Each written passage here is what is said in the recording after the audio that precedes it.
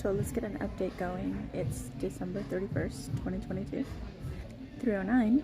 I'm supposed to be boarding my flight to Portland at 3:10, but it's been delayed.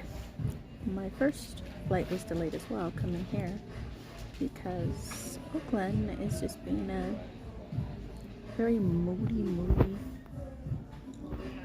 environment. And so it's been raining, and I think the worst is the fog when we got in here, when we flew here. It's just like, you know, the Matrix, that one scene where it's like it's blank and you can just create your reality. It was all blank like that. There was nothing you could see, absolutely nothing. So kudos to the captain and everybody in the cockpit flying that plane, because I don't know how they do it. But anyway, so before we boarded the plane back at my terminal, my town that I called my hometown earlier. That is not my hometown. But anyway, I digress. Before I did that, I looked up at one point to another passenger and I smiled because the guy, there was just one guy sitting there by himself at the terminal with us.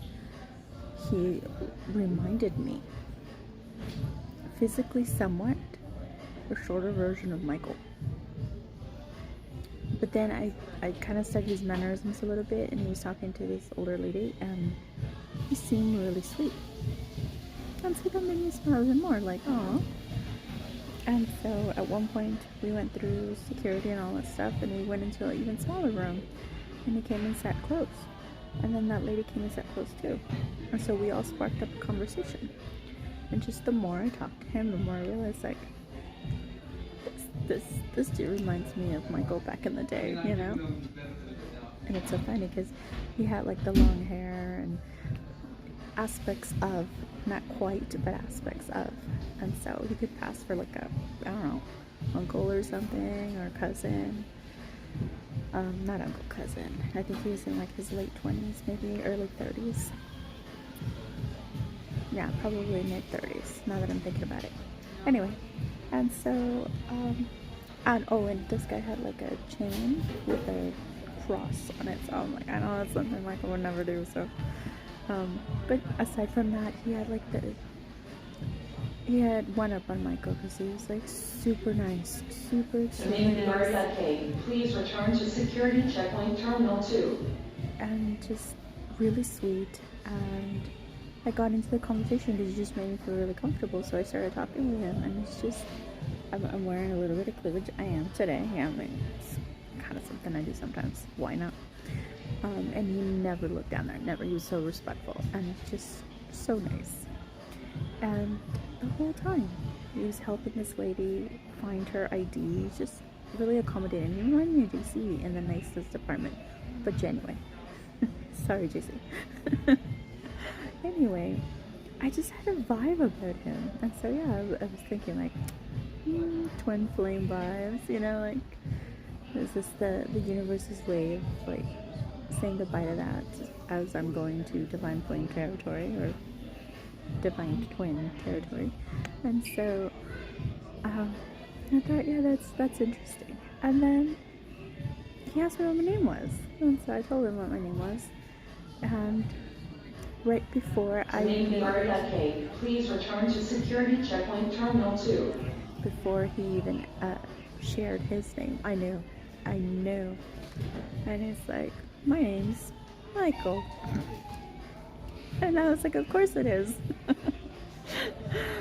I was like, this is I feel like this was the universe's way of saying like, hey, remember that is a catalyst for all of the stuff that you're going through now, all this divineness that you're going through now. So I was like, I acknowledge it, and I see it, and I love it, and release it with love. So that was cool. It was cool to get that twin flame reminder as I'm gonna, you know, this is my big union with my divine twin. So I appreciated that. Thanks, universe. I don't have any to say about my twin flame. Just that was a great and horrible experience. And it's all good. A lot of growth there. And again, catalysts for so much for me. And that's what a twin flame union should be. So, I thought I'd share this story. Oh yes, I forgot to mention. He talked about his girlfriend as I was talking about my partner. And he said that him and his girlfriend have been dating for 5 years. Me and my twin flame dated for 5 years. That they were long distance. And she lived in the snow and he lived in the desert. So just, again, a lot of little similarities there. And he seemed like an upgraded version